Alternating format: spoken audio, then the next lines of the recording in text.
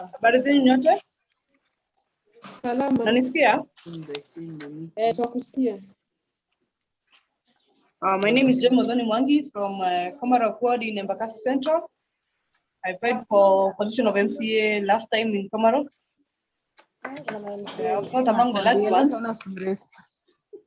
Hello? Sasa mmetunyang'anya kalamu.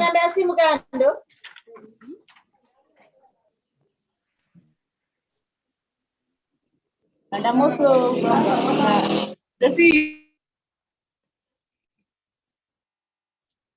We can't hear you, JMM.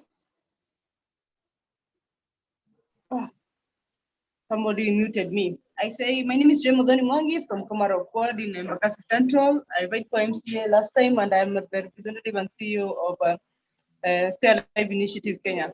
Thank you. I'm grateful to be here. You haven't mentioned your expectation. Oh, yes. My expectation, guidance on women in leadership and people who, women who want to get into power. I need at least motivation and to hear more about the opportunities that are there for women this coming year. Thank you.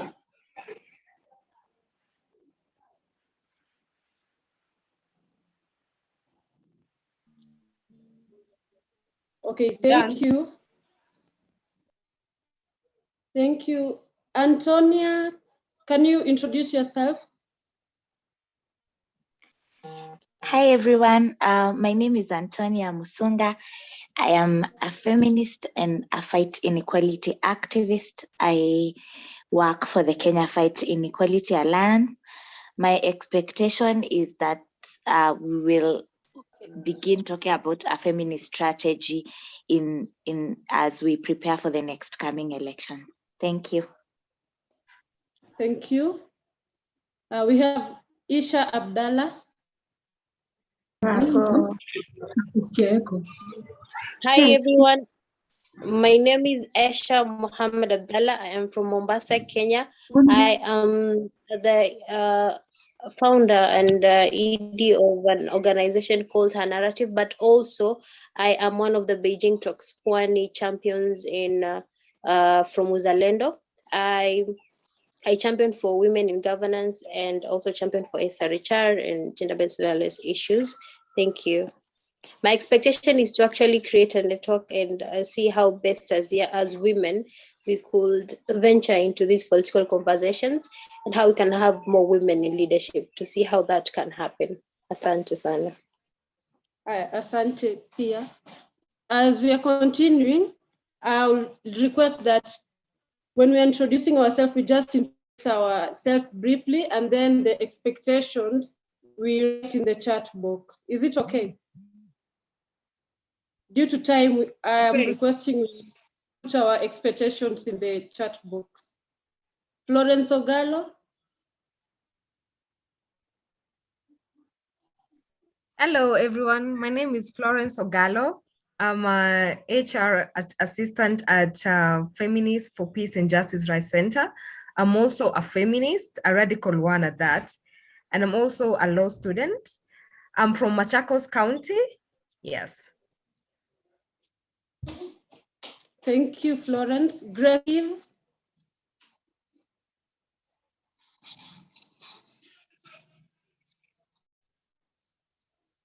Hi, everyone. Hi. Yeah, my name is Gracie from Kasarani. I stand as a party secretary general IDEP, which is focused on the youth more. I'm also in the political sphere. I'm an aspirant come 2022 Kasarani. I'm involved in the youth and women in my locality. Thank you. Thank you. Veronica.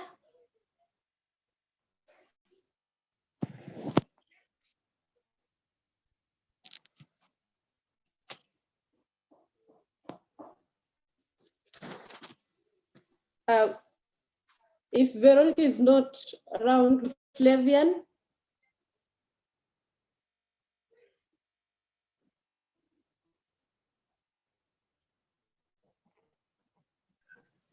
Flavian. Hi, good afternoon, everyone. Good afternoon, everyone. Okay, my name is Flaviana Good Nyango. afternoon. My name is Flaviana Nyango from Nairobi County. I come from Feminist Center. I'm the programs coordinator there. Thank you.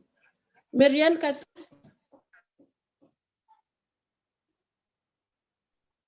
Yes. Hello, everyone. My name is Marianne Kasina, a member of Social Justice Movement and a convener of Women in Social Justice Center, co-founder of Kaole Community Justice Center. I'm passionate on women's and girls' rights. Okay, thank you. Sorry for the rest of you. I'm requesting that we all introduce ourselves in the chat box. The organization we are representing, and also our expectations. And for the expectations, they are going to be read out at the end of the session. And I also hope that all of you are good before we start. I'll start by introducing Feminists for Peace, Rights and Justice Center, simply Feminist Center. It is an organization that is located in Kibera, Kisumundogo village, and the work that we do is we advocate for women's rights, we defend women's rights, and we empower community socially, economically, and politically. At the center also, we have a rescue center where we we also create a safe space for women and adolescent girls to meet and also work on the issues that are affecting them. Today, we are hosting the political mentorship in Kenya, and I'm also very happy and glad that all of you are joining from different counties. I appreciate your time and dialogue with us. This is an opportunity for both of us to grow and also to be empowered on political matters, so that coming next election, we will see that women are able to vie for these positions, women are elected, and that women are going to bring change in our society through the political powers.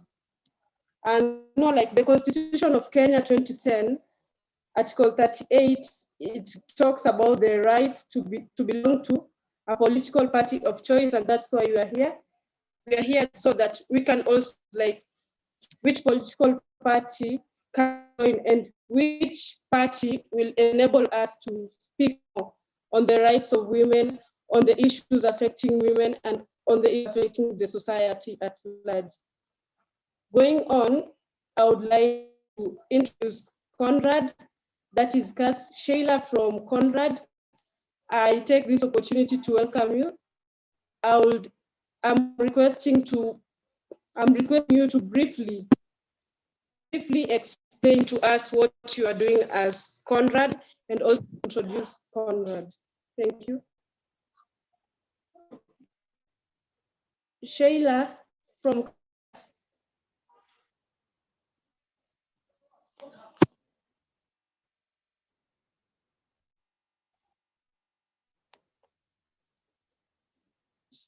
Sheila, are you in?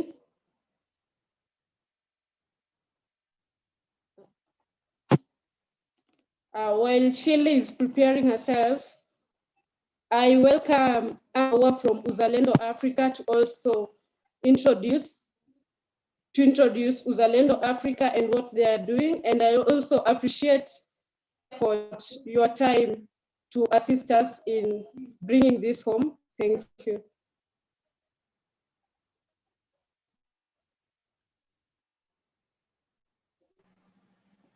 Thank you so much for the opportunity. Please confirm that you can hear me. Yeah, can you hear me? All right, yeah. So what I wanted to know before I start introducing myself, am I just introducing myself first, then I allow other people to introduce themselves, or am I introduce myself, then carrying on with the program? And you are introducing yourself and also Uzalendo Africa.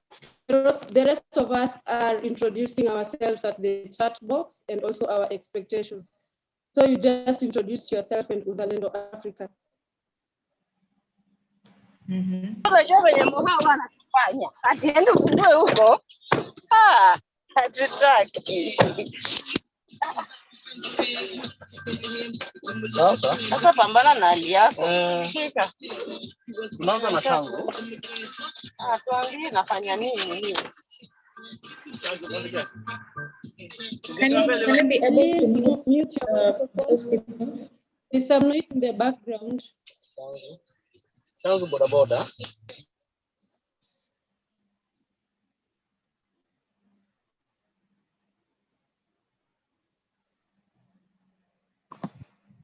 And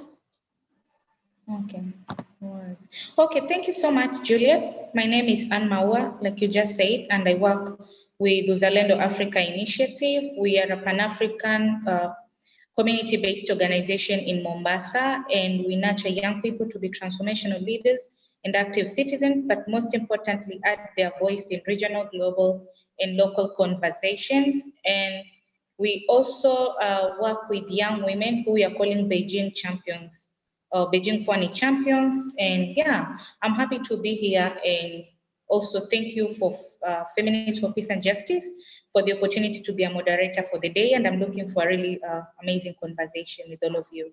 Thank you.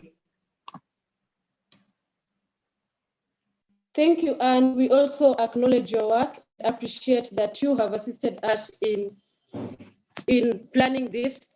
Thank you so much. Next, I'll call on from Femnet. I would like you to introduce yourself and also Femnet.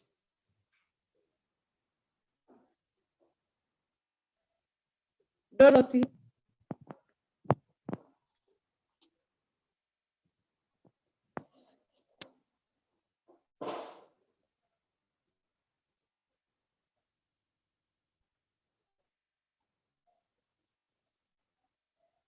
Dorothy from Femnet. Hi. Hi. Hi, Ruth. Hi. I'm sorry for the late Hi. To join this forum. There was another meeting before and it kind of delayed. So my apologies for that. Accepted. Thank you.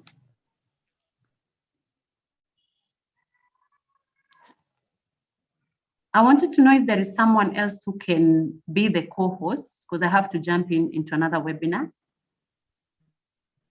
Anybody who can be given the co-host rights? I think it's Anne. And another name? Maua. Trying to find out. I see Antonia.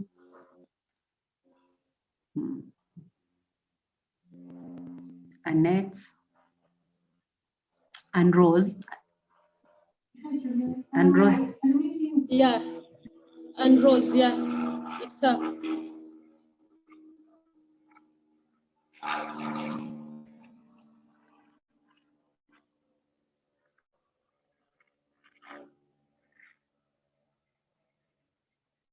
Can you please introduce yourself as we continue?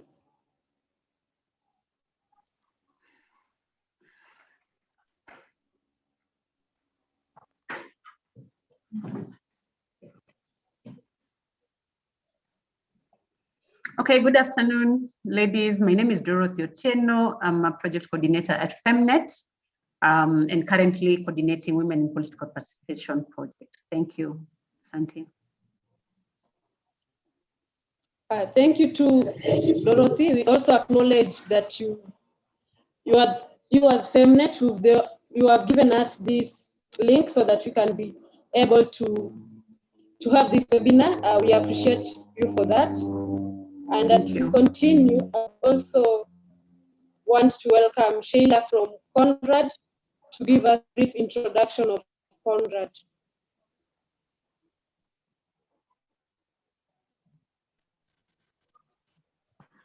Good afternoon, everyone. Maybe because Sheila is not there and I'm a member of CAS, I'll just say, my name is Edith Adiambo Chieng, and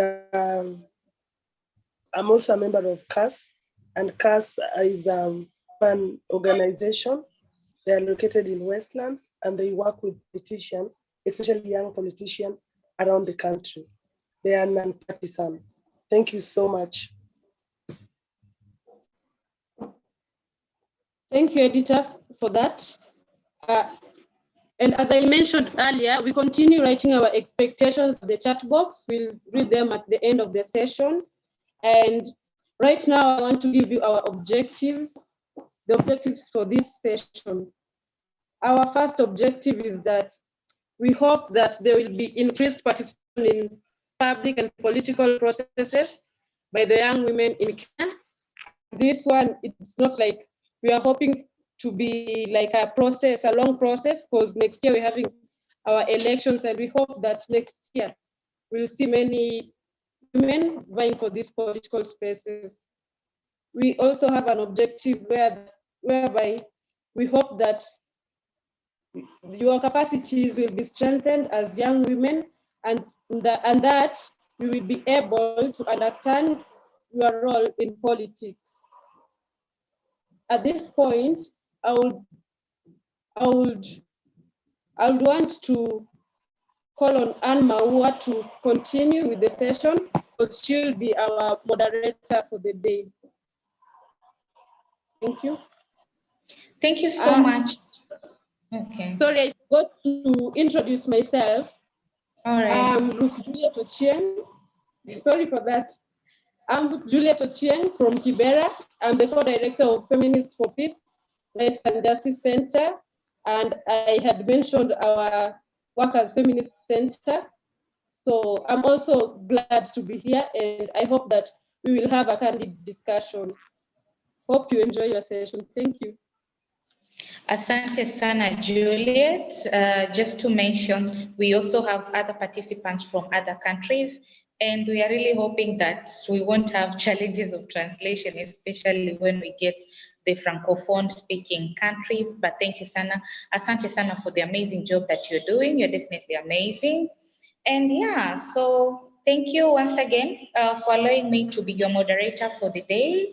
And I look forward to a very engaging session. It's not one of those boring lectures, but we want to have a conversation, and that is why we are calling this Rethinking Mentorship, because we are saying that we are acknowledging there might be slight or effort toward mentorship, but it is not enough. So what can we do? Where did we lose track? Those are the kind of conversations that we have. And just to give an overview, where we get our legal backing for the work that we do on not just women in politics, but all political rights. And Juliet, you had mentioned about Article 38 of the Constitution of Kenya 2010, but also the Political Parties Act of 2012 sort of strengthens the work of political education in Kenya. And there is this research that actually was done by NDI and FIDA, and it was making a comparative between the number of women that we currently have compared to other election years that we've had. And they were saying the number of political gains that we've made since 2017 is actually so much.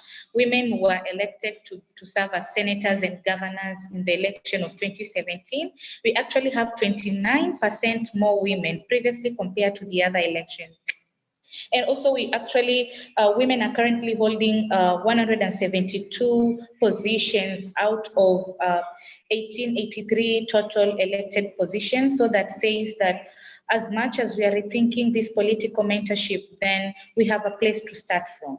We are not starting from zero, but rather we have references that we can make from, and maybe we can even go further and make comparative analysis between what we have in Kenya and maybe in a country like Rwanda and any other countries for that matter. But having said all that, thank you so much. And we have our amazing panelists today. We have Miss Rachel Mikali, and we have Miss Wanjiru Ngohe, and we had Grace Atuaira from Uganda, and we even have Miraj And definitely we hope we're going to have a very amazing conversation, because some of these panelists have actually vied for these elections, and we hope we can learn so much from them.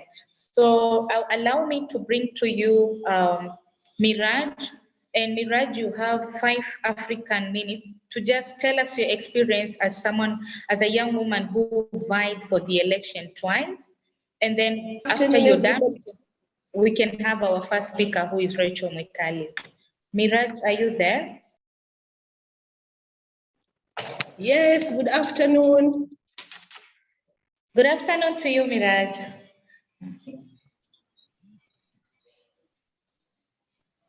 Wanipata?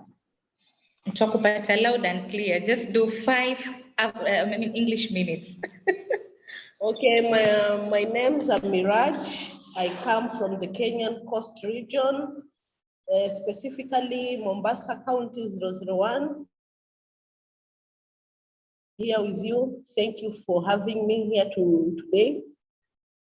Actually, I've been in active politics ever since I was 21. I participated in I was active in the UDF party. So by then I was 21. Just imagine a young lady engaging into active politics. I was shocked with everything that is being normalized in these political parties. I was there being handled just like the last born, as my party leader Mudavadi used to call me. So I will speak just to make them laugh, just to make them appreciate that a young lady is there, but they never appreciated the leader in me. So to be seen as an example, but never to be appreciated, never to be fully engaged. I was not nurtured into being that leader. I don't know if I had a problem, but I think my age mattered, because when it was a day for nominations and I was already at the at the polling stations, and the older person here had the register with him, the people I had registered in the parties were nowhere to be seen in the register. So it was so heartbreaking that I cried out loud, just to find out that this older man in the same political party, UDF, had gone with another candidate to another party. Now that's when I cleared papers. I went through the electioneering time. It was more hectic than the primaries. Now I changed parties, and I said, maybe being in a big political party in my country, by then 2017, I engaged Jubilee, because now it was the ruling party. I thought maybe there was sanity in this party. Maybe because it is the ruling party, it is going to adhere to the laws. I was shocked once again to see that ladies were just there.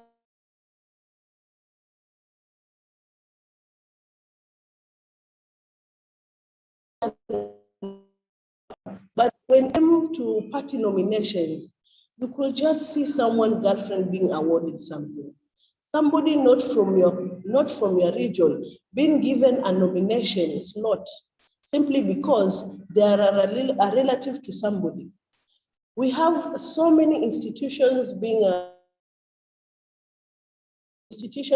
funded to help and nurture us young girls, but we've seen so much bad things from the female leaders themselves, given that we have Kewopa in the parliament, but in this Kewopa institution, kumekuwa na shida nyingi, kumekuwa na mambo mingi. Sisi wasichana wadogo tunasukumwa kando. We are not given that time talents in us. So I just hope in this feminist group, hii nafasi mumenipa kujieleza, mutusaidie na mutuwezeshe. Communication skills. Maybe we make these older women in this institution feel threatened, say is that we need to have that intergenerational talks. These women who are in the parties, these ladies who are in government, they should know that they're not getting any younger. They need people who are going to be harmony in us reaching we want to do, like the 3/3 gender rule. As you just have said, we only have 172 leaders, women leaders, amongst 1,883 leaders. So I think we women need to have a dialogue. We need to be in these tables. We don't have to be told to come. We need to have to find our own seats. And we, the young leaders, women leaders, we need to have this older generation reintegrating us. They should hug us. They should bring us on board. They should know that we are the next big thing in this country. And we are the people who are going to actualize that 3/3 gender rule that has been a problem in our society.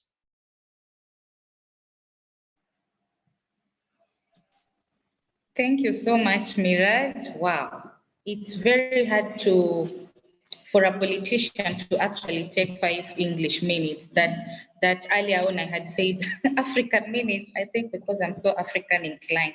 But thank you so much, Miraj, for sharing your experience. And we are hoping you'll stay on as you listen to the experiences of these younger women, because it is through the experience sharing that we actually get to understand the struggles and connect and synergize collectively to push for one agenda. So allow me, ladies, I don't know whether they're gentlemen, to introduce to you Rachel Mwikali, who is going to talk about understanding the importance of participating in governance processes. And Rachel Mwikali, you have 10 minutes, and take it away, please. Thank you, Anne, and thank you, Feminists for Peace, for organizing this very important discussion around the political leadership of young women. Yes, I'm not vying, but being a feminist and a Pan-African feminist, I believe also it's really important to have women in decision-making platform. That's something that I've been always advocating. As all of you know, that I convene a social movement called Coalition for Grassroots Human Rights Defenders Kenya. It's a network of grassroots activists, feminist activists, and community organizers. We are based in Mathare, so I'm doing the webinar from Mathare. I hope mtasikia makelele. And I really want to make it like in terms of having a discussion, because I've realized majority of us here from different grassroots community, which is really grateful and a very good platform to discuss when it comes now to political leadership, where we are as a country, and especially when it comes to women leadership and intergenerational, but not forgetting about feminist leadership.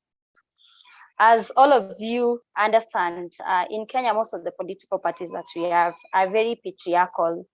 And it's really sad that most of the time when it comes to election, it'll be like saying chama ya kwetu ama chama ya mtu wetu, or we'll say suti.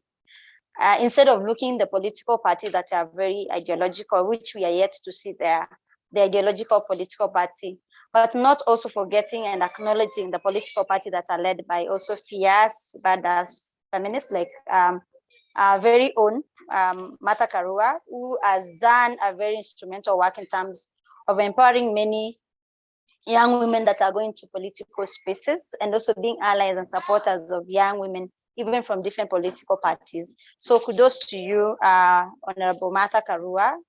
We value your leadership around organizing the political spaces. And the fact also, most of you, when you hear about Martha Karua, like if I throw in a question, when you're told to describe Martha Karua, in your mind, what would you say?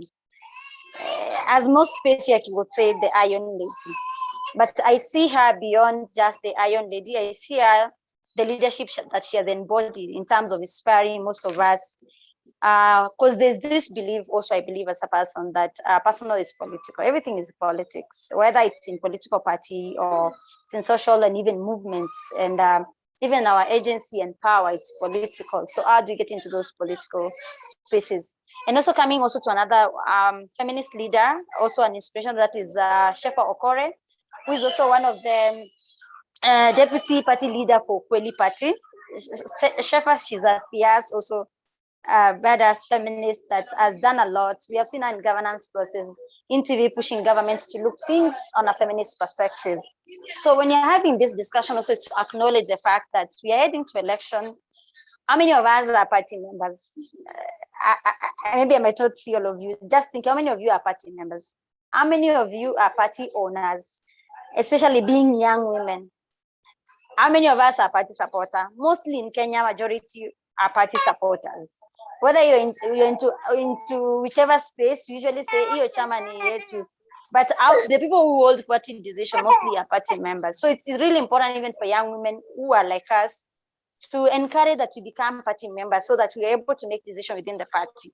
I know most of us who are activists and feminists, we are non-partisan, but also like we need to acknowledge and tell our women where we can also make decisions is when into party, members of party, because patriarchs, that's where they kick us on a figure kumbo, and then they take the power. So it's really important with the party you agree with the ideology, go in and become a party member so that you're able to make a decision. When you see a woman has been thrown out or thrown under the bus, you're able to say, no, these are women we believe in and why it's important to have them into power position. The other issue I wanted to address is about we have 52% of women in this country. I don't believe this idea when people say women are their own enemy. It's a lie. Also, men are their own enemy. I've seen that even in different spaces that I am in. But we should not allow that when patriarchs say women pull each other, we don't pull each other, but also not forgetting that we have also women that are not pro women. And you can't blame them. It's because of the patriarchal system structures that has made them also, when you're a beneficiary of patriarchy, you support patriarchy. But it goes back to us also when you talk about political education, even around movement organizing, something also here within Madare. We've been encouraging even during this time of COVID, as much as we are giving the support, that it's really important to acknowledge the leadership women have shown during responding to COVID. People like Edita, people like Lillian, even within the CHRD, Marianne from Kayole Justice Center. So what will it cost if these women have fronted themselves in, they want to vie for political seats? It's also a responsibility as activists, as feminists, we push our own. Political leaders, patriarchy, push their own. So why can't we push our own? Using a very clear case study of Edita's election campaign, which much respect to you, Edita, for showing yourself in, for your courage. We know Kibra, how it is very violent, especially when it comes to women, especially radical women who have feminist politics like you, but you managed to throw in yourself there in the political space to vie against men. A lot of respect. But you'll see Edita's campaign was led by women. It was led by feminists, despite things were working against us. And despite things and the support was not coming as would have expected. And this is where I'm happy to see Femnet in, and maybe something that I can challenge Femnet, and is it CAS? When women political leaders showed themselves in there, because I know there's this notion, if you're an activist, you're non-partisan and everything, which I agree on non-partisan, but if someone has shown in interest there, let's invest on them. Let us not wait 2022. Now you're 2021, come election, women are going to buy. Have we invested? Because I think where we usually go wrong, we wait during election, the patriarchy have been organizing themselves over and over and over. So let's start mapping the women that want to join in to vie for political seats, whether it's an MCA, whether it's even those local party elections. Let's push our women there. And more so young women who are youthful women. Because most of the time also when you look, there's that gap of intergenerational leadership within, when mostly my observation even being in civil society is that when you talk about women in political leadership, we're being women who are above 35, not women who are less than 35. So we need to acknowledge that there are women who are less than 35 and they are serious. How do we help them shape their manifesto? How do we help them also like fundraise for their campaigns? How do you also like encourage them to be even much better leader? I'm not saying even when you talk about feminist leadership is that we have to be bad as the way men who are bad, but trying to bring this leadership talks about the women's right perspective. Because also we have seen in the past that we have had leaders, both men and women, that even when you talked, like a good example, when we're pushing femicide, we expect like a strong support from political leaders on both sides, because I don't want to burden it on women only, but we didn't see feminist leadership in terms of even condemning femicide.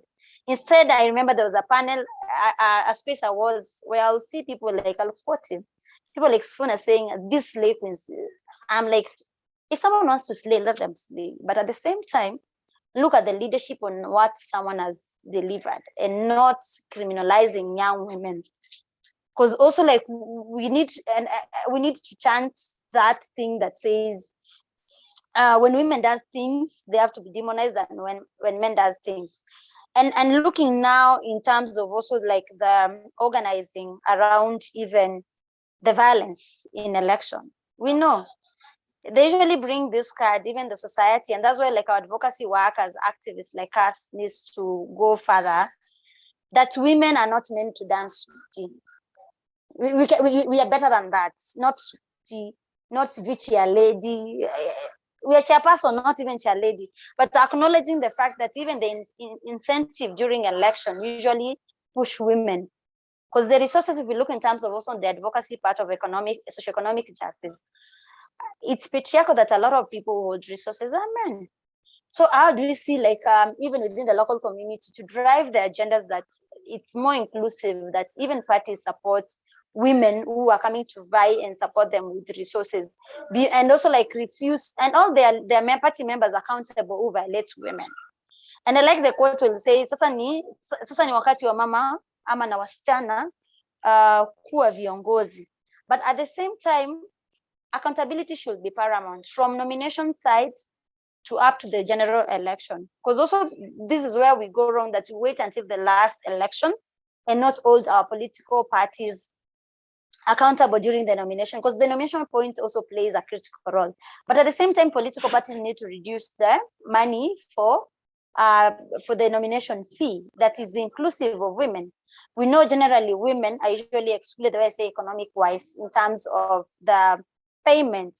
But if we are not including the spaces where women, especially young women from even informal settlements, can be able to access these spaces and vie for political leadership, it becomes a challenge. But I'm happy also, it's good like to see also the achievement, the way I said, seeing editor who vied. I hope editor you're going for another political position.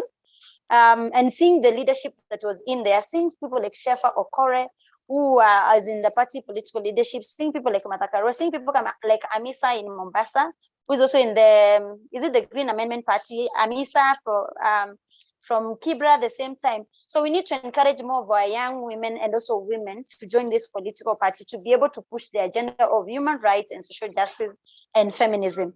Because also we can't say we are leaders that are not driven by Article 4 of human rights, and at the same time the leadership that is inclusive and equitable to all. And the other thing that I really wanted maybe we come across is that women, we are majority of the time we are born natural leader from local communities, and we need to be encouraging. Now we see the school system nowadays is about voting and campaigning. Let's encourage even more of the girls to start vying for this position, and not wait until they are at my age, below 30 is when you tell them this is when you can go for a political position or position. So let's be sure, and understanding that also within the mentorship, this part being a mentorship, can we have the women that have gone through campaign and share with us their experience, the experience that also will safeguard and create more young women to join into political party. At the same time, the incubating experience that also will show them to understand the politics. And the way I said, me, I understand everything is called, even CSO, people like us to reach where you have reached is because you have been able to be in a space and study what works, who controls power, who is the budget holder, who is the power holder. So even within the political space, we need to understand who is the political holder, the budget holder. But at the same time, being able to push the politics that is inclusive of all women, inclusive of also women living with disability. Because also we need to understand that the politics of spaces that work even in political parties, this thing of people deciding who gets the certificates during whiskey and wine, should stop, because we understand that the safety of women is usually also like we're usually like put in such a way it's like ni kama tunatupwa nje, lakini hatuambiwi tunatupwa nje. So kama ni decisions za parties zinamekiwa, lazima zimekuwa in a place where tunaweza pia sisi wenyewe contribute bila kutukana. Una bwana ujazaa, unashinda ujazaa, una bwana, inahusiana wapi na uongozi? Hata mimi sijazaa, sina bwana, but na lead. Am I not leading? So we need to, and it's also like by choice in terms of acknowledging there are women that have decided not to have kids, so you should not limit them not having kids as the masking of them not leading. So this has to be a critical one. I'm happy to see that we're having different leaders from different social justice, different groups, where also we mobilize. Can we also like be strategic? The numbers that we have been able also to use in organizing community this time of COVID, can we also organize it for our sisters who are going to vie for political position? Like I usually say, me, I'm not into politics, but I'm happy to support our sisters who are willing to vie to get power position. We are willing to mobilize, we are willing to coordinate, we are willing to ask people, kama ni kuchangisha huko barabara na kupiga kelele watu wapate resources, but also like encouraging even donors that they need to invest on young women who are vying, and also communities and public to fund politics that are more of people centers, people service, but at the same time. Wind up, Rachel, as you wind up, please. Okay, I'm winding up. So also like in terms of also the issues, like now we will see, if you're looking at the feminist perspective of leadership and governance, it should not be like, come on, but domestic violence now. It's all the leaders. Now you're going to campaigns. Let's put our political agenda. If a politician comes to your ward or to your constituency, tell them, like me, I've said, if I'm coming, you're coming to next election with our team. If you not push for feminist and pussy power agenda, kura kwako hakuna. Hiyo tulikataa. And human rights, kura kwako hakuna. So we need to hear what's your view when it comes to human rights, what's your manifesto according to feminism, to community organizing and service delivery. Thank you so much, Anne. I hope it's clear, and I'm free to engage if there's any question or any other space. Thank you. Wow. Rachel, that was so powerful. And honestly, my key takeaway is investing in young women who are going to vie. And also thank you so much for raising the issue of accountabilities and just the issue of having more young women convening to actually understand and share what they have been through. We try so much in this political mentorship to bring as many. Today we're able to get Miraj, and we're hoping tomorrow we can get more women. I see Editor's hand is up. Editor, do you want to say something real quick before I bring in the second speaker? Yeah, and first of all, I want to appreciate Rachel. This is one of the ways we can learn, especially as young women. But at the same time, Rachel, and I respect your opinion, sometimes we can't say that everyone who is in the parliament, in the assembly, they are politicians. But at the same time, I just want to remind us, whatever we are doing, whatever we are committed towards ensuring that women are getting into political space, that it means we are pro-political. Because there is a narrative that has been there for the longest time, and Rachel, you'll agree, and it has made women to fear politics because politics has been demonized. So especially for young women, it has been so horrible, and they don't think about politics. How can we say we are pro-politics as much as we are not getting this space, as much as we are not vying? But at the same time, to remind Mama Mboga, wherever you are, you have a role to play to support a capable woman, get into parliament, wherever you are. Hata kama unauza mahindi, this is your position to support another woman. Women who are maybe elite women who are doing well economically. How can we bring them in to ensure that they're supporting women agenda in politics? Thank you. Thank you so much, Editor. And guys, I'm really reading your feedback on the chat box. You guys are actually saying amazing things. I see a lot of questions as well, but allow me to bring in the second speaker. Then immediately after the second speaker, I can allow for 5 minutes plenary. But just to say that I see your feedback. I see Marianne Casina saying, thank you, Femininja Rachel, for highlighting the struggle of women and actually commenting feminism as an ideology towards equality. And as women feminists, we need to form a united political women league that is driven by women who want change in social, economic, and political sphere. Thank you so much. I'm going to read all your feedbacks in a few, but please allow me to bring in the second speaker. Then after the second speaker, we can actually go to plenary. And allow me to bring all the way from Luganda, Ms. Grace Atuhaira, who is going to give us the experience of the Igat region, but also her own experience because she was part of the presidential team campaign. She will tell us what she did for their presidential candidate, Mugisa Muntu. So, Ms. Grace, please take it away, and just remember it's 10 minutes. And we're timing this. Thank you. Thank you so much, Anne, for the invitation. and thanks everybody for being here. I'm Grace Atuhaire, I'm Ugandan, I'm the International Relations Coordinator for a political party called Alliance for National Transformation. It's truly a pleasure to be here.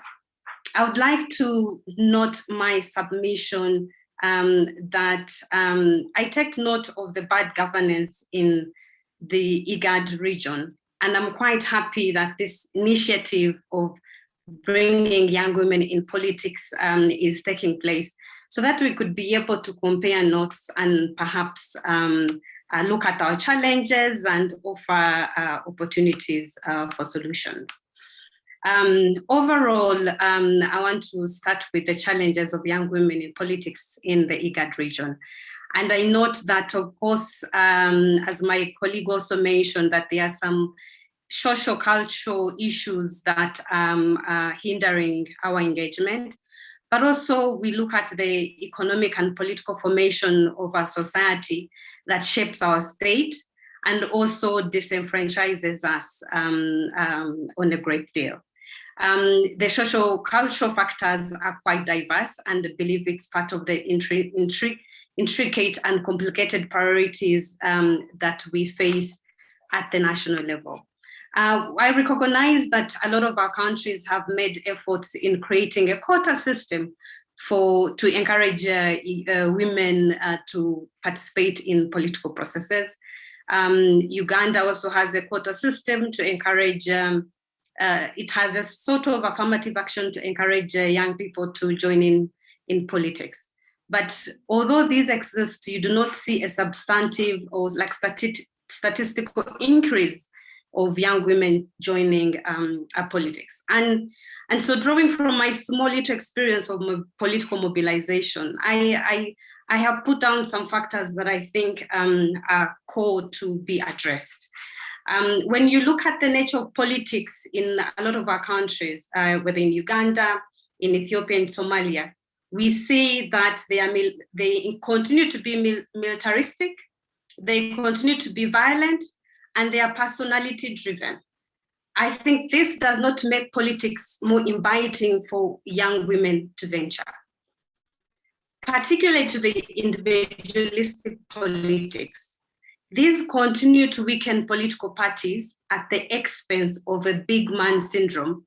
It makes it impossible for women and young women to be able to compete in such environments.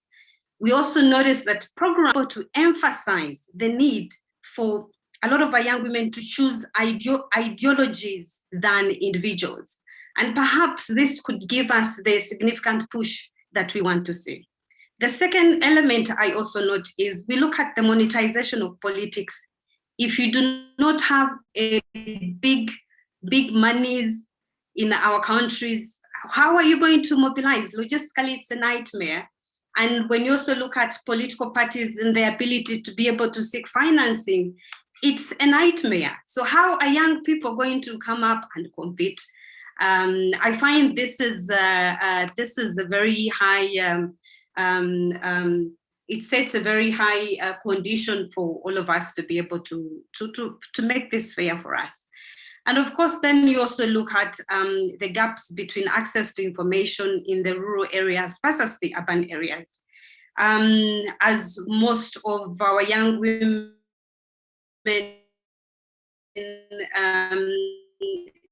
get constrained with access to education. So this also impacts the overall contribution.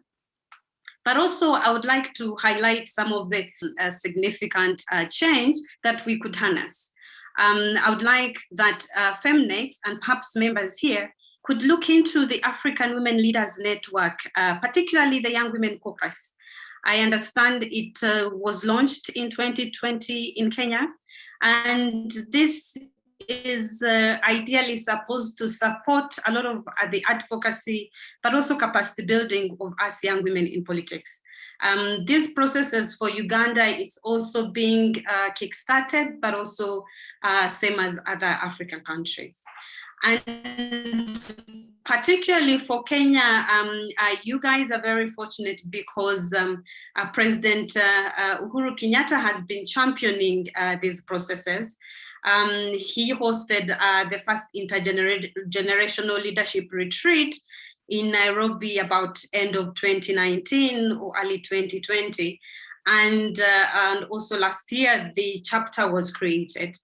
And so to summarize, one or two things that I would like perhaps to share with all of us is that I personally do not understand how in this time of injustices and so many gaps that require our political leadership, how some individuals will choose to be apolitical. I find that if we need to set the course of the trajectory of our countries, we have to choose, we have to take a stand politically. And we have to join political parties because currently, when we look at the civic engagement, our political parties need our help, they need our finances, for to be able to get to do the things we want them to do. The challenges of ruling parties and the inability to be able to implement policies that are already drafted and well articulated is because within these structures, they do not have the young people with the expertise or people with expertise to implement. And if we are the people with expertise, why don't we choose a political party that is based on our values, ideology, and manifesto? And then we also desist from joining parties because of tribes, extremism, because of an individual, because that is not something that is going to sustain a country. And so with that, I would like to extend my appreciation to the organizers for kickstarting this conversation, and I look forward to questions and comments. Thank you very much. Wow, that is so powerful, Grace, and it's amazing to see you. Yeah, especially after the elections in Uganda are over and you're still alive. So yeah. Yeah, so yeah, but thank you so much for actually highlighting some of the very serious critical characteristics that we must look into, like militarization, violence, and personality-driven politics. And I love the idea that you're saying, while the Constitution gives us the right to belong to a political party in Article 38, then also we have at our dispensation the choice to choose the correct vehicle that actually has our ideologies and what we believe in. Please, Grace, don't leave, because I know we are also going to have a plenary for more engagements and for more questions rather that are coming up. But allow me to read a few things from the chat. And Abdul Razak, thank you so much for joining this conversation. And he's saying, for sure, women have the ability and play a big role in election processes, where they're the ones who really spearhead the campaigns from house to house, and their chama in which they have their kids and family in support. So it's high time you bring the cohesion between women in grabbing the most high seat, because they have ability and the numbers. Thank you so much, Abdul. And then Purity Jabot says, I agree. Everything is political driven, holistic, and strategic participation is very, very key. Thank you so much, Purity. Strategic participation is indeed very key. Florence Ogallo says, actually, someone, Grace, it's you, Grace, who said, I have a question to Rachel. With the so much political leadership that is needed from our generation, how do you get to choose to be a political? How do you choose to be a political? I ask this question because the work you are doing is very political, yet you say you are non-political. I know this is quite crazy, because where do we draw the fine line? And then Purity again says, I love the holistic women participation in politics, and quoted Rachel. Thank you, Femininja Rachel, for highlighting the struggle. I think I already read this, and editor was saying, Lillian, you're right, so toxic and really don't favor majority of young women. I believe they were alluding to actually political parties. Most political parties are not favorable for women to vie. They are hostile to women. Most of them are male dominated and making women very vulnerable during the party nominations. Yes, even you could hear that from Mirage's experience. then it's a pleasure to be connected with all of you. People even were talking about the ODM party and being registered members. And the rest of the thing that people have written is just introduction. Hello, I'm Zarun from Uzalendo and Pamba from Uzalendo. I see you. Thank you so much. Keep the conversations coming. I am also seeing someone written, who has written, hello everyone, I'm Louisa Hisa Natili from Bungoma. I hope I haven't murdered your name. I'm a feminist peer educator and a community health worker. My expectations are to see what more women are empowered to participate in the upcoming election. It's very important to actually have, and there are so many that I'm not able to read right now, but I will keep reading as time goes by. But what I love about this conversation is the fact that you are poking the right questions. And just to tell us that this convening is not only for today, we have the convening tomorrow, and tomorrow as well, we dig more deeper into the conversation, into understanding the legal frameworks that really guides the work that we do and what we are supposed not to do, and how can we build the capacities even of those younger women who are not yet in politics but who definitely wish to be in politics. Having said that, I know I had promised to actually open it up for plenary, but then I just got a DM. So allow me to call Wanjiru Ngohe, and then right after Wanjiru, we all now have the plenary that we so want. But I see Emily's hand is up. Emily, is it very burning? Okay. Emily, will you No, please? Anna, you can wait for plenary. Okay. Yes. Thank you, Emily. When you start the plenary, you'll be the first person to actually ask a question. So please, I forgot you're virtual, and I wanted to say put your hands together. So just allow me to introduce Wanjiru Ngohe from Africa Mwenzangu to tell us the roles of young women in elections. Are the roles the same as the men? Are they different? You tell us, Rachel. Take it away, Wanjiru, in actually 10 minutes, 10 English minutes rather. All right, thank you very much, Anne, and you're doing a very fantastic job. Thank you for inviting me, and thank you to the Feminist Peace, Rights and Justice Center for convening this together with Feminet and every other partner on board. I also want to appreciate Mwikali for her comments, and it's good to see you, Mwikali. So on the role of, oh yes, and my name is Wanjiru Ngohe, and I'm the founder of Mwafrika Mwenzangu, and what we do at Mwafrika Mwenzangu is we have political conversations, and we also do political education. And this year we have been focusing a lot on women and how women can participate and what women need to know about elections. I'm being told my voice is not clear. I don't know whether it's just, I don't know whether I'm clear. If my voice is clear, I've seen a message. Is it clear? Wanjiru, your voice is so down, like it's so low. Oh, okay. Is it better now? I don't know how to. Yeah, slightly better. It's slightly better. Okay, is it better now? We're good? Hello? Are we okay? Are we good? Not yet. Okay. Now? Perhaps just scream at the at the screen. Okay, are we okay now? Hello? Yes, Wanjiru, I think we hear you now. Okay, now you can hear me. All right. Okay, so the first thing, before I even talk about the role of young women in politics, it's important that we understand that our politics are so deeply patriarchal. And that means that the politics are male dominated. Leadership is male dominated. It is male centered.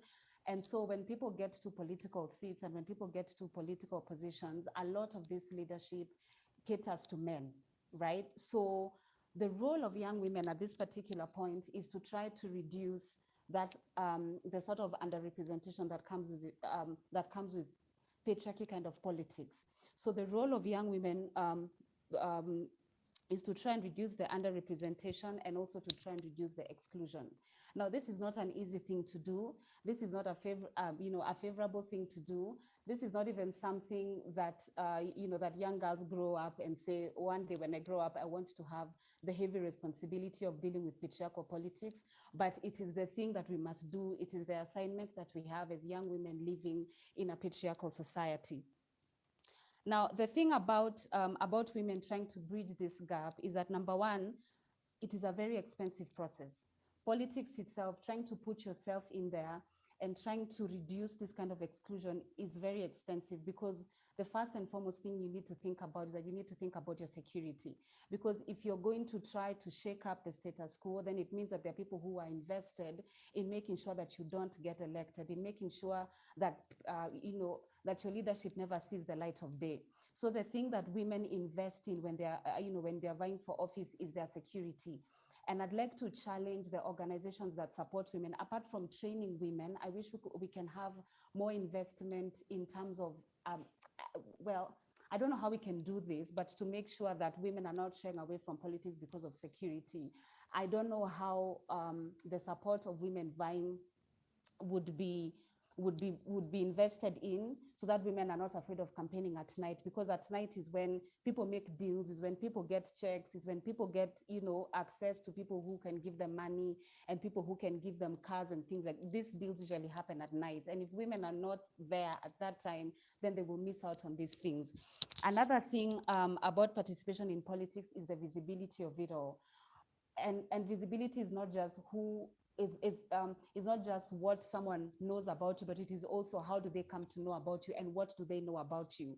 Because when Grace was speaking about the socio-political factors, she talked about how culturally difficult it is for women to vie.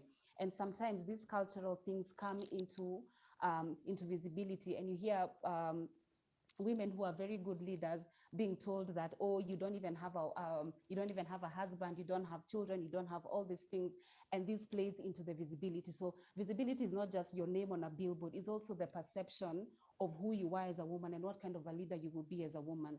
And that is also something that women are constantly thinking about, especially young women, young, unmarried, and childless women when they're vying for elections. So the visibility is not just your name is on a billboard or your name is going through a WhatsApp group, is also the perception around your name. Another thing that I have found in my experience as a campaign manager is learning how to negotiate. Sometimes in politics, for you to win in politics, it's important that you also look at what is it, like how, when you're winning, what does the win come at the expense of? Because in politics, you don't win everything. You would win a seat, but then you end up losing so much more in the process of winning. All right. And so when we're telling women to vie for politics, and we're telling them and we're encouraging them to vie for politics, it's important that we sit with these young women and ask them that what are you willing to lose in this process? Because winning is not just being an MCA. You can be an MCA, yes, but then at the same time, you lose so much. You lose friends, you lose time, you lose a lot. It's not just winning. Winning in politics also means that you lose it at the expense of something else. So when we are doing the strategy, it's important that we sit with young women and just look at the cost of winning. What does this winning look like? And what did we lose in the process of this? And what did we lose in the process of this winning? And are we comfortable with what it took for us to lose so that we can win this seat, right? I hope I'm making sense. Another thing, especially as young feminists, that can you increase your volume, please? We can't hear. Kindly, maybe get close to the mic. Thank you. We can't hear very well. Okay. All right, but my microphone, I'm using my earphones. I don't know if I tried to increase the volume. The volume is maximum. 10. Maybe if you could try to speak without the earphones. Okay. But yeah, and then get closer to the speaker of the laptop. Yeah. Is it better now?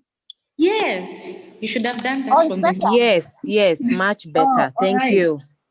Okay, so where did you lose me? I don't mind going back to where you lost me. Please go back. I lost it. I was really straining to hear. This is Afandi. Sorry once again, please. Okay, no problem. So where do you want me to go back to? Hi, 10. Yeah, hi. From the start, I lose you from the start, imagine. Oh, you lost from the, okay. So I hope Anne doesn't mind. I hope we have enough time. I will try to do this fast. I would try to add you 3 minutes, but just yeah.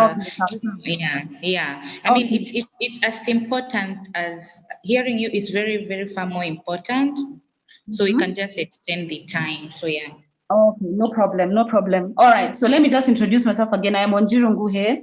I have been a campaign manager in 2017 for a friend of mine who was vying for office. I did not mention that at the beginning. And I am also, I do political education online, and I'm also part of Ukweli Party. So I come to you as someone active in politics and also someone who has done a lot of political work in the last election. And today I'm speaking about women and the role of young women when it comes to participating in politics. And so the first thing that I began with, I started talking about how our politics are so deeply patriarchal. And by deeply patriarchal, I'm talking about male-dominated politics. I'm talking about politics that benefits men, and I'm talking about politics that appeals to men. So that means that the people taking part in politics are taking part in politics for the benefit of the men. And that is what, like in a summary, it means to have patriarchal kind of politics. And a lot of our political parties are male dominated. A lot of our political leaders are male dominated. And so that leaves women underrepresented, and that leaves women very excluded from leadership and excluded from the division of resources. Because when we talk about politics, for me, politics is about the division and negotiation of resources. So when you have patriarchal politics, it means that women are going to be excluded from resources. We will be excluded from money sharing, and we will miss out on that, on the distribution of resources. So the role of young women, in my opinion, is to try and bridge that representation gap and to try and reduce that kind of exclusion. And this is a very difficult thing to do, because when men are in charge, they want to continue being in charge, and they do not want anyone to disrupt that status quo. And then as we are coming in as young women and we're talking about disrupting this, disrupting patriarchal leadership, and that becomes very risky, number one, and very expensive, and it almost looks impossible and hopeless, right? So the first thing that I would like to talk about when it comes to young women engaging in politics and trying to disrupt this and trying to bridge the underrepresentation gap is the need to understand how to negotiate. We are young women, we come from feminist organizations, and so it is important for us to come to that table, even in political parties, and come with some sort of leverage. You tell them, I will participate in this politics, however, I need to, this is what I'm coming with, this is what I come with, I have 10,000 women behind me, and so therefore, this is what we want. And if you don't give us what we want, then me and my 10,000 women, we are not going to vote for you and we're not going to join your party. That is just an example of how we can leverage either our numbers, leveraging our resources, leveraging even our abilities. So number one, it's important to understand how to negotiate, which is something we did not know how to do when we did the 2017 elections. But now I have learned that it's important to always have some form of leverage, because politics is not we all have good hearts, it is about interests. So how can you appeal to the interests of the person with the most power, and how can you also come with your own leveraging power? And our leverage, I believe, is in our numbers and also in our abilities, because people want to exploit women for free. People want to use women, young women, but we must also come to that table with an ask. You tell them, yes, I'm going to campaign for you, but even as I campaign for you, what am I getting from this? And that is our power. Another thing that I talked about was a strategy, that young women need to understand a strategy, and young women also need to understand that when it comes to politics, it's not enough to win a seat. It is not enough for us to say that you won a seat, because when you're winning a seat, it also means that the win comes at a very expensive price. Sometimes the price is so deeply personal, and sometimes it will cost you so much to win. So I think it's important for young women and for us to sit with young women who are vying and ask them, what does this win mean to you? And what do you not mind losing while you win this seat? If you look at the wins against how much it has cost you, are you comfortable with how much it has cost you? Because sometimes it will cost you your family, it will cost you your friends, it will cost you even jobs. And so to just be honest with women and to tell them, are you willing to lose these things for this particular seat? And then once you are okay with the win, once you're okay with, I might lose this in the process of winning this, then your agenda then is clear, all right? Another thing, and this might be a bit uncomfortable and it might be a bit funny, yes, we are feminists and yes, we have our ideologies, but it's also important for us to look at political parties and look at which vehicle is likely to get us to win. This is it's not a very popular opinion. It's not a very popular thing to say, but if we're looking at winning and if we're looking at participating in politics to win, then sometimes we will be forced to get into spaces that don't align with our internal values.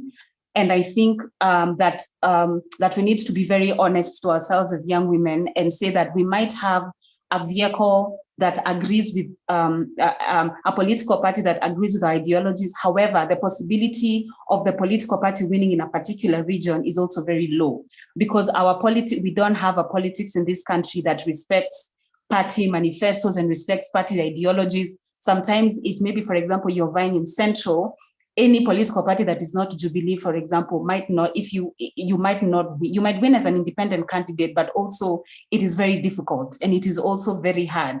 If maybe you come from a region where it is ODM dominated, for example, it would be uncomfortable, but then the strategy of knowing how much do I want to win and am I okay with being in a political party that might not align with my ideology, but it will give me an opportunity to represent women. It will give me an opportunity to win an elective seat or might give me an opportunity to even be nominated. And then once you're nominated, you have your agenda in check and then you move in knowing that your agenda must always agenda. Because like I said, you win some, you lose some. So you might lose on political party ideologies, but you might win the seat. Or you might win on ideologies and get a party that aligns with you and then you end up losing the seat. So at the end of the day, you determine what is more important to you. How does a win look like?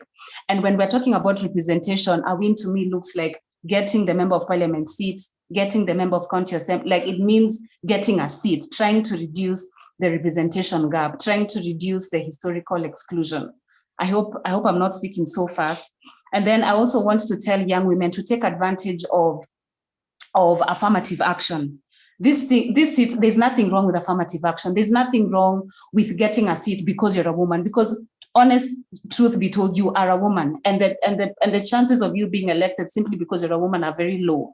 So if the government has said that a political party must nominate 5 women, please take advantage of that and be among the five women shortlisted to be nominated. There's nothing wrong with affirmative action. We need affirmative action. And so please take advantage of it. Understand the process. I think I will explain that process and then I will send it to editor who will distribute it, understanding the nomination process and participating in these nomination processes. Another thing that I really wanted to talk about, and I'm happy that, that we have organizations who are talking about young women in politics, is that politics is expensive. When we were vying in 2017, I think we spent about, we spent about 250,000 to vie for an MCA seat. And that 250,000, it was not even, because at the end of it, we were not able to have enough agents in our polling stations. We were not able to campaign every day. We were not able to campaign at night because we didn't have security. Because some of the things that you have to invest in, especially as a young woman, is security. Security is expensive. Goons will attack you, and they will attack you because you're trying to disrupt a status quo. Kwanza, when you're vying, you're a feminist, you have ideologies, you have manifestos, you're trying to change things. People who benefit from the chaos are not going to allow you to just walk in and campaign and win. You will be threatened. You will put up posters and posters will be removed. You will put up banners will be removed. So when I'm talking about security, I'm talking about your own personal security to make sure that you're not campaigning alone, that you're campaigning with people. Like should anything happen to you, there are people who will take you out of that scene safely. Number 2, I'm also talking about if you're going to have a banner, you need someone to protect your banner. You put up your banner somewhere on the streets, and you pay that person every day to protect your banner. I'm also talking about where you also have your volunteers, you need to also pay your volunteers, because you cannot have people showing up every day and you're not paying them. Because if you don't pay these volunteers will be sourced by someone, and then now they will be put in your campaign, and they will be the ones who will be telling secrets and telling your opponent what you're doing. So trust is also, you pay for trust, you pay for security, you pay for visibility, you pay for all these things. It's expensive.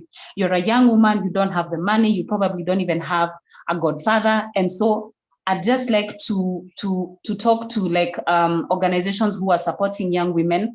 Thank you very much for the training. The training helps, but also we would like to see more like fiscal money investment in candidates who are vying, because at the end of the day, it all boils down to how much money do we have to sustain a campaign, and campaigns are very expensive. The other thing, yes, I think I've talked about everything, and also there's also the political party leadership. I have seen that a lot of young women are taken advantage of in political parties. You end up working, you end up campaigning, you end up convening, you end up doing all these things, and then at the end of the day, nothing comes out of it. The thing that I would say about young women participating in politics, always look out for your own interests. If there's nothing for you, then you should have no part in that political party. Before you do anything, I think we should normalize asking, what is there for me? Because women work, women campaign, women do so much work for political parties, women build political parties, women wake up in the morning and they commit their lives to building political parties, and sometimes it goes unnoticed, you end up being a footnote. I would like women to normalize saying, what's in it for me? When a politician calls you and tells you, I want 5 volunteers, you tell them, Misawa, I have 5 volunteers, but what do I get out of giving you 5 volunteers? Because we must normalize being selfish. We must normalize looking out for ourselves. We must normalize, because if you don't, then you will end up agendaing someone else's agenda at your own expense, right? So as I conclude, allow me to just say that the role of young women is to try to reduce the exclusion gap, to try to reduce the underrepresentation, and to also be as selfish as possible, to also look out for your interest as much as possible. Because if you don't, you will be taken advantage of, you will be exploited, and we will keep singing the same thing. Women are underrepresented. We are suffering from historical exclusion. And it's because sometimes we're afraid to ask for what we deserve. We're afraid to demand for what we deserve. And yet we're not afraid of participating. We're not afraid of working. We're not afraid of building, but we're afraid of leveraging our numbers, our talents, our ability, and our effort. And I think we need to be braver in asking what's in it for me. If you want me to come for a meeting, a political meeting, and you want people to be, and you want me to post you, what is in it for me? So I think moving forward, we should normalize asking, what is in it for me? Yeah, I think, yeah, that will be it for for now. I hope I was clear enough. Yeah.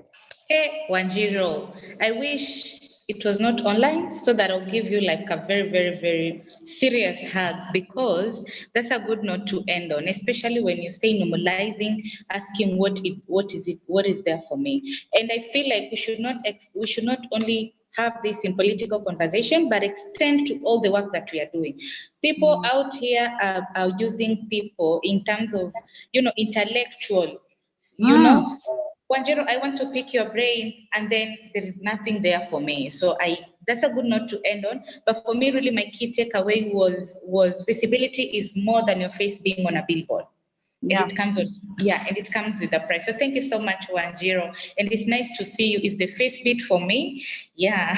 But anyway, that's me. If I don't put jokes, this conversation will be very serious. But yeah, the face bit is lit. And yeah, I think we've had all the panelists so far. The other remaining panelists are for tomorrow.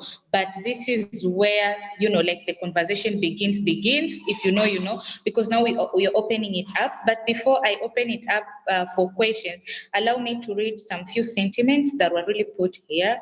And someone is saying the state is mandated to provide conducive, peaceful, and safe environment from onset, but in most cases that doesn't happen. How do we rethink strategies to protect women who are bold enough to take up political leadership positions in this country? Grace Atuhaira says, I totally agree with you, Rose, but where is the political will for those in power to implement it? So food for thought. Then there's visibility is more than having your name on a billboard.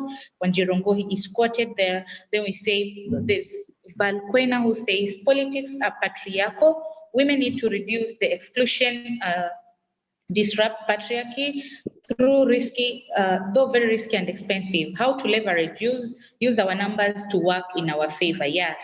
Then Grace Atuhaira says, Wanjiru hints on a critical issue, the double jeopardy of being a young woman in politics and then in opposition. The narrative that is being part of opposition being a problem or unpatriotic. I hear you, Grace, and you couldn't have put it any better considering you are in a different political party other than the National Party for Museveni. And then Florence Ogallo says, kindly put in mind that the nomination seats are usually given to girlfriends, friends, and families. How do you overcome this? In as much as the nomination seats are there, but are they easily accessible to a feminist who has no godfather? Wow, quite critical. And when we started this conversation, Miraj, who has actually vied thrice, I think, told us how when she was in UDF, she was the last born, and nominations were being given to the girlfriend. I don't know whether today we'll have like more opportunity to give her, maybe to tell us how she tackled this. If we have an opportunity, we're gonna give her. If not, Miraj, will join us tomorrow so that we give you this platform. Then Grace Atuhaira says, Florence, each political party has a process for nomination. There are always avenues to contest such malpractices. But again, for me, my question is more on, if we contest malpractices, what is the probability of your issue being addressed? But also Grace says, also the reality is that not so many women or young women want to be part of elective position. To an extent, this contributes to the malpractices. Then Abdurazak Golo says, very true, I think women should come with an initiative where the women leader in position or any other post given the chance of nomination so that they curb the issue of girlfriend scenarios. Eva Komba says you need to start preparing for the election, the last day of the previous election. You engage strategically. We sit here and talk about the black and white, but the red and blue must be now. I see politics also as a place of auditioning for other opportunities.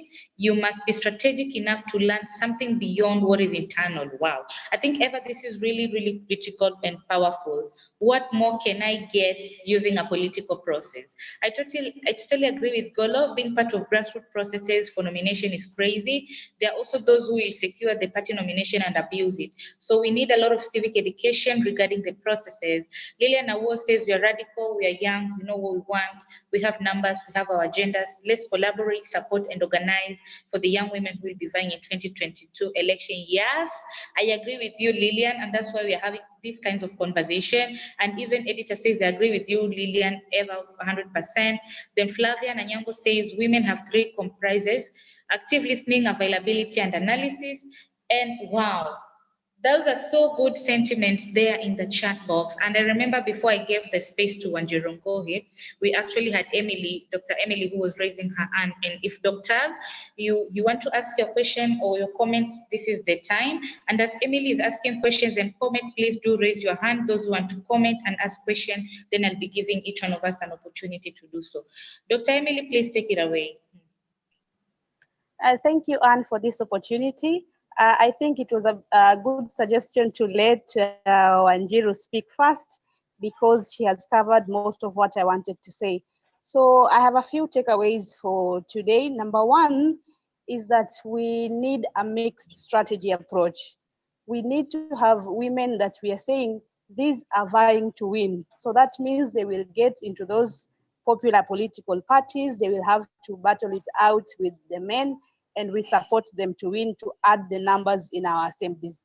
Number two, we need to have women that are vying to open up the space, to change narratives, to show people that you can actually campaign with an ideology without having midnight meetings, because I have attended these midnight meetings. It's not something we want. It's not a trend we want to give it to our young women. So we need to have those that we are sure that we are adding the numbers, but we are also changing the political scene. Number two is I want to thank Rachel on what she said about tapping into our feminist side. I think most times people remember the Iron Lady as Iron Lady because that is how she presents herself mostly. But we've had an improvement on that. We've had young women in parliament currently who are showing that you can slay, but you have You have good points, you have policies that you present, and slowly by slowly it's being appreciated. Number three is a challenge to all of us, the organizations that are supporting women in politics. Most at times we focus our programs on women who are in political parties, but where do we get them? We have women in the civil society who are also doing a lot of political work, but they will not get these programs because they are not in parties. We have women who are in different leadership quotas that are not supported. For example, at the coast, and I know Anne maybe will share more about this, we have youth assemblies in 4 counties. In these assemblies, we are supporting women to start getting into leadership from an early age and start understanding the environment of legal processes. So if we get more support and prepare early, maybe we will not get a good number vying in 2022, but if we start journeying with them now, we just might get a good number in 2027. So looking at the realities is very important, but also we need to be strategic on how we approach things. Thank you, Anne. Thank you so much, Emily, for raising such, important questions and really poking the holes. And I especially, I like where we are saying we need to have a mixed strategy of this, and also just supporting women, not only who are vying, but the others who are on this end. And just to add on to echo rather your sentiment, is that the other time editor and I were in a meeting, and I was just suggesting that even the ones that are vying to make a statement, they also came from the community at some point. So how do we see that we support women who have intentions to vie, and also the ones who have no intentions to vie? Because the ones who have no intentions to vie become support system of those who are. But yeah, we've captured that, and thank you so much. Let me see if there's somebody else's hand who is up, or I will try and look at the chat box and see. Grace Atuhaira is saying, I have a question. Does your political party have an affirmative action for women in leadership roles? If no, please lobby for one. If yes, what percentage? And to what extent is it being implemented? Please guide the process to make sure it's implemented. Political party financing, can we lobby for this to be included as part of the national budgeting? Any of the panelists can actually respond to this question, and I don't know, or I could pick on someone, maybe Wanjiro. Wanjiro, do you want to respond to Grace's question?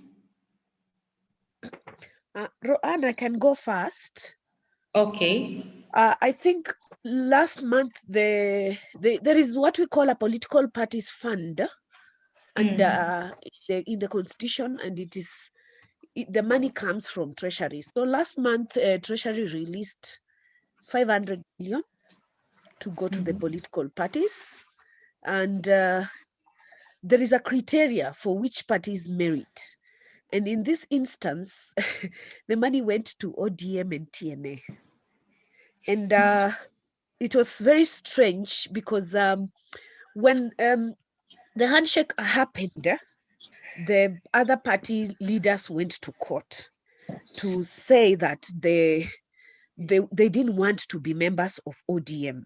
So what happened is that ODM said that during their agreement to be NASA, the agreement was just on how to share political seats and not funds. So it starved the other parties the monies. But now with this 500 million, it will be shared half-half, TNA, ODM. But now it looks like ODM is asking, it's looking like it will do the other parties a favor by giving them something. But it looks like it's a bargain that is on the table. Now, this money is there. So what we need to be asking ourselves, why is it that there is no female-led political party in this country beyond what Martha Karua had? And where is that party that Martha Karua had? What happened to it? Because there is this emergence of nascent parties, like now we have UDA that you don't know whether it will reach the other. So that instability, political party instability, also creates a very not so useful environment for women who want to be in politics, because you are in NASA and then tomorrow you are supposed to be, you know, moving with your leader, and how do you even organize yourself to vie? So most individuals, aspirants, adopt a wait and see approach to which party I will use to vie. And you see, this wait and see approach is very detrimental, such that by the time you're making that decision, there are so many aspirants, men are coming in with a lot of resources compared to what you have, and you really have to struggle to even convince or, you know, get that certificate. Two more things before I drop off. I am part of the teams that work in the back row of politics. We are the ones, I think me and my small team here are the ones that politicians come to write manifestos, give them political strategies. We are some of the women that burn the fire behind the scenes. We'll never see our faces anywhere. You'll never see us discussing politics, but we power it from behind. And we interact with the dark bits of politics. You know, the deals that are made at 2 a.m. when you are supposed to add this to the manifesto, or, you know, those bits. And that is where women don't play. Women come into politics and imagine that it is very black and white, that you will do this, you will speak, you'll do this. But there is the dark, the dark side of politics that women need to also be made aware of, and they need to play. When you see Alice Wahome guarding a ballot at 11 a.m., that's what patriarchy has you know, 11 p.m., that is what patriarchy has reduced, you know, politics to. Patriarchy makes it look like women have to earn. And now those of us who work in the back row are sort of the ones you will see end up as CS, seconded as an ambassador, and you start wondering, how did Eva Komba become an ambassador? It's because we, as the lady said, a mixed method approach. We are not interested in active politics, but we are interested in this other side of politics that is very technocratic, not the bureaucratic politics of being in parliament, but you're interested in the technocratic. And this is also what I would love women to look into, so that you're not just, I want to be an MCA. We saw what happened to the JSC interviews. Women appeared to be interviewed. Professor Kamwerimbote has been picked by UNEP. You just go there sometimes not to win, but to audition for the world to see what you're made of. And then you gravitate towards the other side. The spaces are more, sometimes they are dictated on, but that part of auditioning is very useful. Look at the women who went for the IEBC interviews. Some of them have already received even promotions from there. And there is sort of bargaining. I was behind a lady in Kiamba, Damaris. Me and my friends were behind Damaris vying for Kiamba. When she went on the table and it looked very difficult for her to penetrate, she struck a deal with the patriarchs. And she'll get another opportunity that will now help her prepare beautifully. So I look at that and see.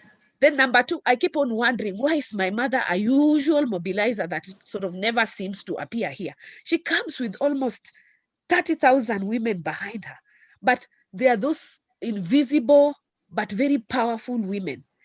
They are not aspirants, but they're just mobilizers who are interested in advancing the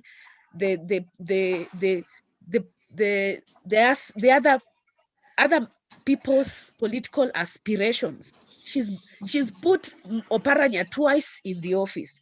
This is a woman who just got to Form 4, but she understands the formations at the grassroots. She cannot even be sick. The politician will go looking for her. So where are these women in these conversations of Akina editor, yourself, and where are they?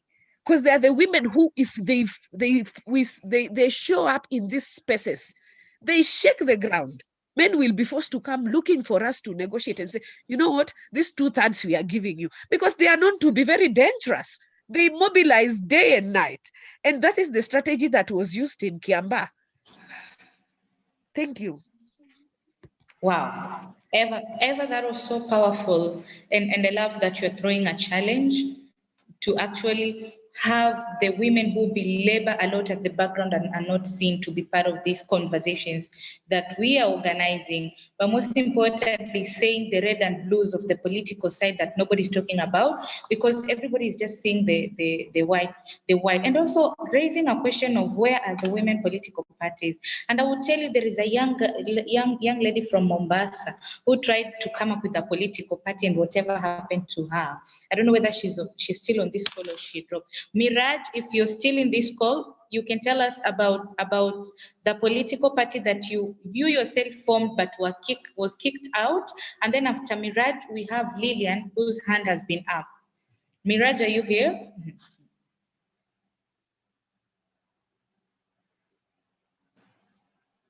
Is Miraj even? I am here, Anne. I'm here. Okay.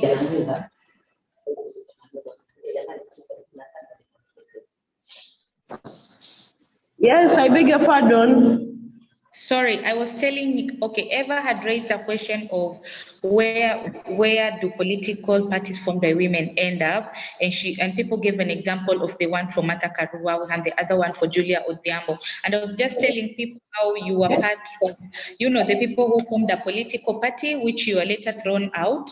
So maybe you could just tell us that experience in very few minutes before we give it to Lillian Award. Had after being frustrated in the political parties, I tried starting my own political parties with my fellow youths who has a face of Kenya. So as I was advocating for that party, my friend, the intimidations and the heckling, the bullying on social media, it was on another level. I never thought that the current politicians could unite both genders just to intimidate that process. I remember calling Anne in the middle of the night, telling her that I wanted to pull off that Facebook page I was using so that nobody can have access, because they were now drilling in their own people, they were bringing people on board just to frustrate and throw me out of my own party. A process I had started, so mimi na watu, like, we saw that it was very expensive to engage other political parties. You tell a youth to pay 100,000 for her to have a nomination papers for an MP seat. This youth is not employed. So we thought it fit that if we had our own political party, irregardless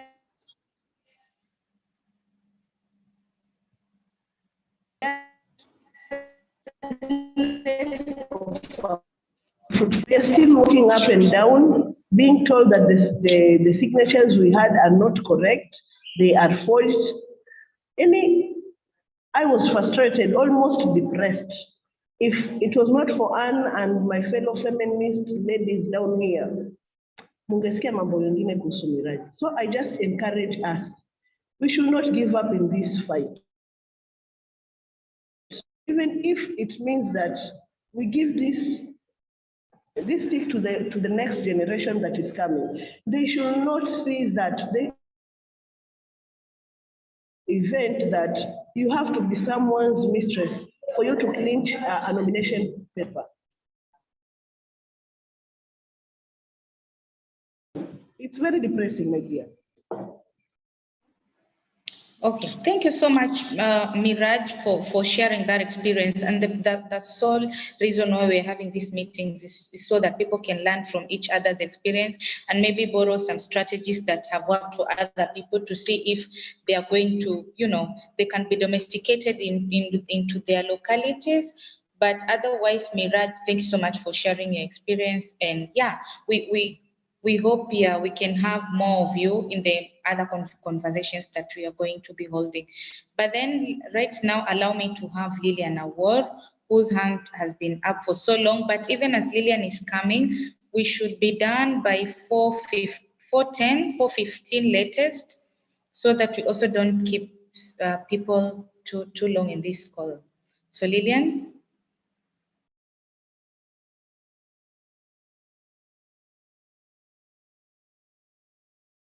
Maua. Hello, Lillian. Hello. Yes, we hear you. Please go ahead. Hello. Hello. Lillian, we can hear you. Oh, you can hear me? Yeah. Thank you for giving me this opportunity. I'm Lillian Award. I'm a feminist, a human rights defender, currently working as a secretary in an office of an MCA in my ward. And I'm a member of ODM party. I'm a delegate also. I just want to say a few things concerning the topic that we are talking about. It is very important. Thank you, editor, for making us to have this conversation, which is very helpful.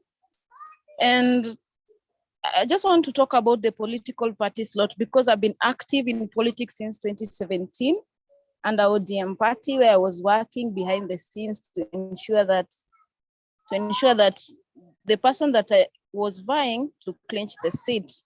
It was very demoralizing. I really worked hard to ensure that he got the seat under the ODM. But when it reached a time whereby people wanted to be given opportunity to work in the office, you find that male were given those opportunities than like being a PA. Like me, I'm not capable of being a PA because he was just a man and he did not much work as I did before, but it is okay. I have an interest in vying in 2027, but I have a question, maybe to Anjiru or to any other person who has been in active politics or editor, like the issue of risk, the risk analysis. Like you have your family living closest where you want to buy in that ward. Then you have your daughter or you have your kids there. I'm looking about the physical threats which I may be getting from the male that will be vying during that time, the emotional threats, even kuambiwa ati wewe ni mwanamke hujaolewa, because I'm single, yes, single and satisfied, but at times these men, they always pin us down because you're not married, you cannot lead, you don't have a home. So these are the narrative that will come in 2027, so that to pin down any young women who want to vie. I just want to know how someone can overcome the risk. How can someone sit down, then you analyze the risk, you see if it favors you or it does not favor you, and how you can overcome. So that's my greatest fear come 2027. Thank you so much, Lillian, for your question. And maybe one of the panelists can pick the question, can help answer Lillian. I don't know, because Wanjiru had already responded. Hello. Yes? Yeah. Is someone speaking? Yes? Is someone speaking? Oh, I lost them. Okay, so maybe we can have... Even me, I lost you, Maua. You lost me? Yes. Like about 5 minutes ago. Okay, I'm sorry. Yes, I can hear you, but you're breaking. Oh yeah, I'm really having poor internet today. So I'm trying to have both my internet and my mobile data at once so that if one drops, the other picks. But I'm sorry about that. I was saying I got your question and we can have someone helping you to answer it. And I could pick on Grace Atuhaira, even though the context is different because maybe she's from Uganda, but I think that the challenges may be slightly the same. Grace, do you want to take on that? Hello, Anne. Thanks, Lillian, for the question. I think overall, I would caution perhaps our expectations out of the political contributions that we are making. And I take cognizant respect to the previous generations on a lot of women activism to even ask for the quota system that we currently are able to benefit from. And I don't think any or majority of these women benefited from the things they were asking for. And so perhaps we also have to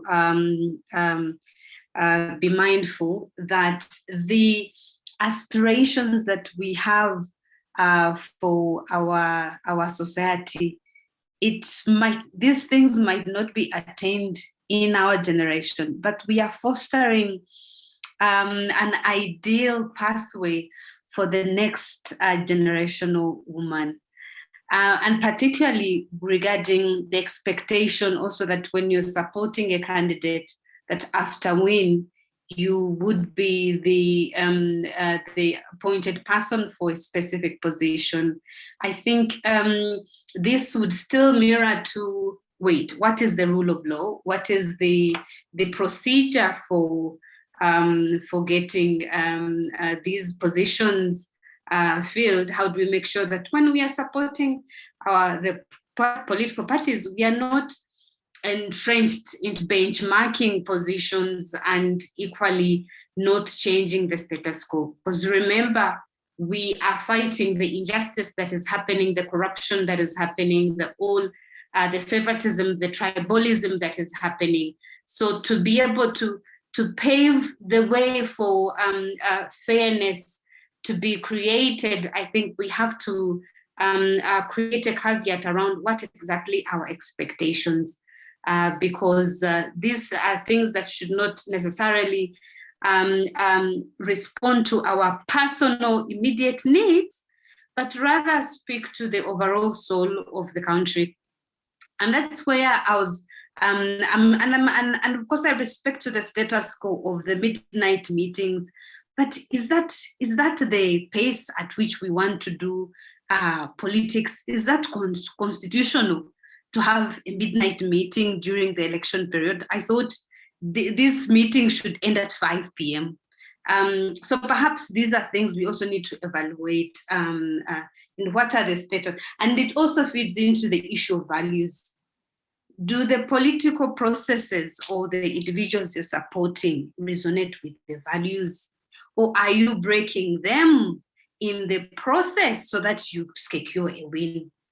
Personally, I believe that the process, the investment that you make into a process is as important as a result.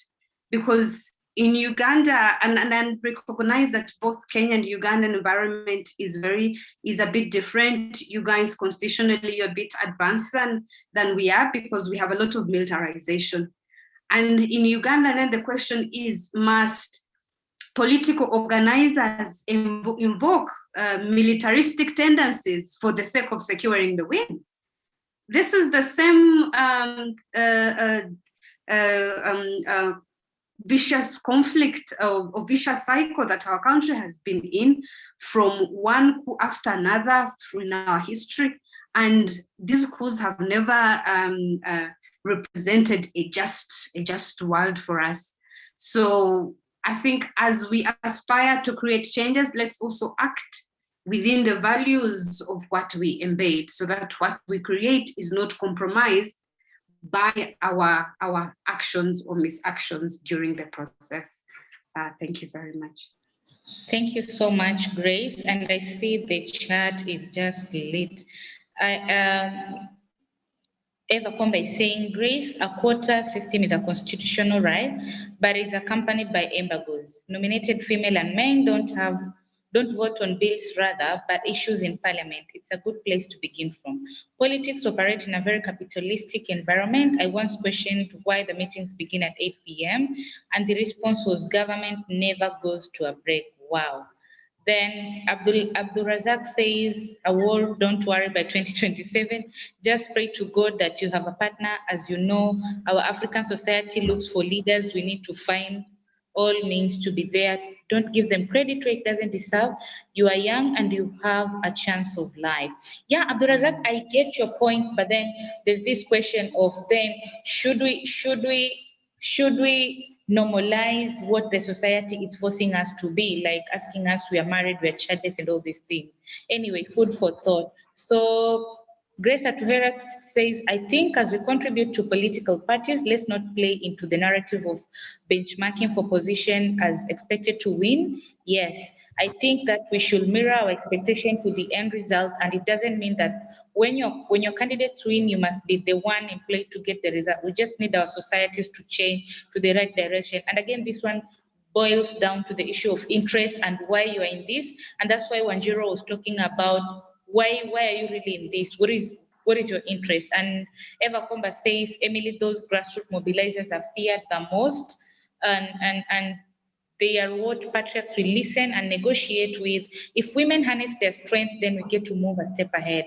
Then again, some of the ideologies we use have all women spawn men embrace. Do women understand a feminist aspirant means by saying they are feminists and what will mean for everyone in this case, even the voter? Do an environmental analysis. That's very critical because again, I think even feminism as an ideology has, I mean, the communities have different connotations toward the wording. So how do we even get our communities to understand what we really mean by feminist leadership? Emilia Chen says, thank you, Eva. Women run away from our inherent mobilizing strength to this masculine face, thinking that it's what voters want. And Grace Atuhera says, thank you, Miraj. I agree without political goodwill of the current leadership, the rule of law will always be abused and will always be sidelined.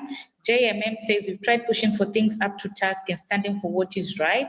As youth, unlike other parties in which our media doesn't bother much about focusing, unnecessary noise through the women's side is quite an MII. So again, yes, I see very little conversations on this. Even Wanjiru saying, yes, Emily, decide what a win looks like. And people are just validating the sentiments that we are sharing on this platform. But then before I wrap it up, is there one last person with a question or a comment? Just one person, because we need to wrap it up. How do other people get involved? Is there a strategy for onboarding in these conversations? Is it an ongoing conversation? Is there a strategy for onboarding women at the subnational level? And then I just needed to clarify what I had said up here. I think the big on a chat doesn't come out the way someone would want to say. Yeah, that's true. Number one, I said the quotas that we have sort of largely nominations. They come with limitations. When you are a nominated member, for example, you don't vote in parliament. Then some nominated positions do not attract resources. Elected, let's say elected members of parliament have financial kitties that facilitate and advance development, and that puts them ahead of the nominated ones.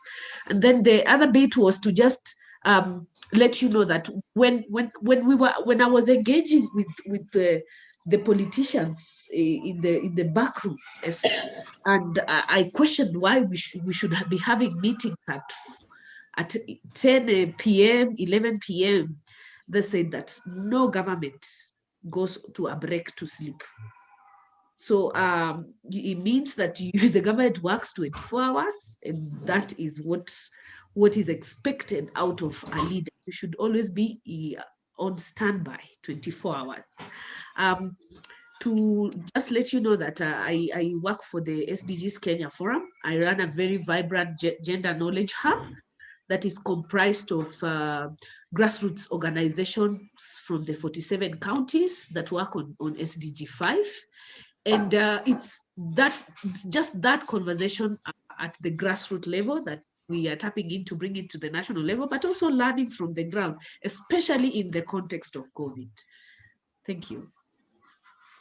Thank you so much, Eva. Sometimes back, because I also get updates from SDG Forum, we had a convening and people were asking how they could be members of the SDG of the SDG hub. And I remember that time you guys were launching something in Kajiado. So if you could please take this time to maybe put a link or tell people, because I believe most of the organizations represented here today are working on SDG 5, and they will really be interested in maybe learning 1, 2, 3 things from your hub.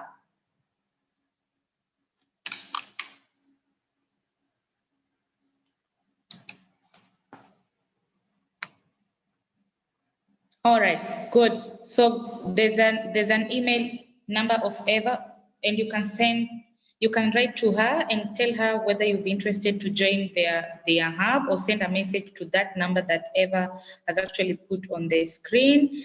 And yes, and it's really nice, Eva. Also good to meet you. I know we talk a lot on LinkedIn, but we've never met on such platforms. But I only allowed one question, and now I'm seeing Abdul Razak, and I really don't want to keep us here. Abdul Razak, are you able to do it in 1 minute?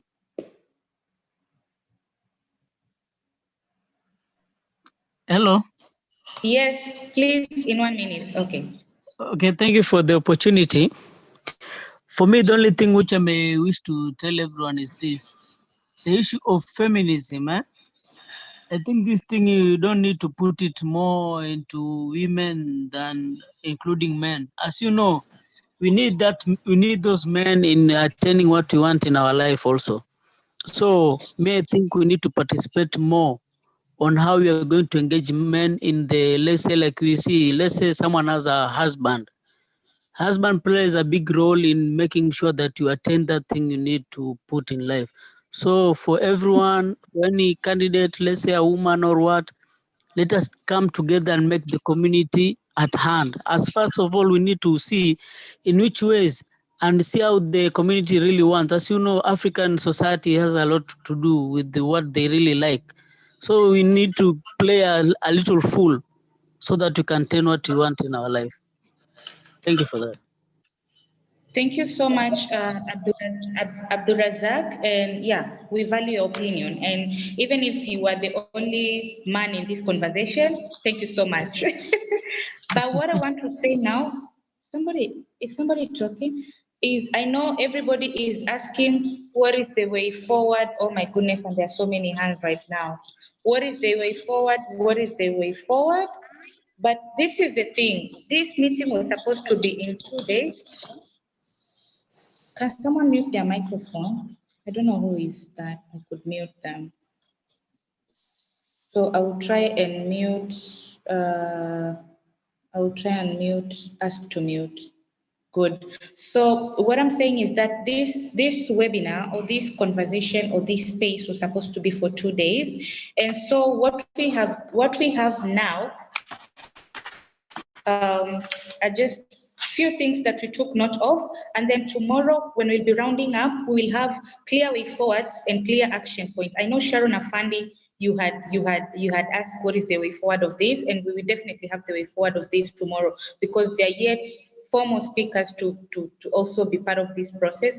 But all the things that we said today are actually very, very much documented, and there are few very clear pointers that we've really picked. And just to name a few, the issue of expanding the space to have more people, even more informal people, like the women who are organizing as suggested by Eva, but also how do we make comparative analysis between us and other counties to learn, and many other that we've documented. But tomorrow we have a clear way forward, and yeah, we hope you can join us once again tomorrow. And mine is just to say thank you for coming to this conversation. Allow me to give it back to Feminists for Peace and Justice. Please, editor or Juliet, one of you, just take it.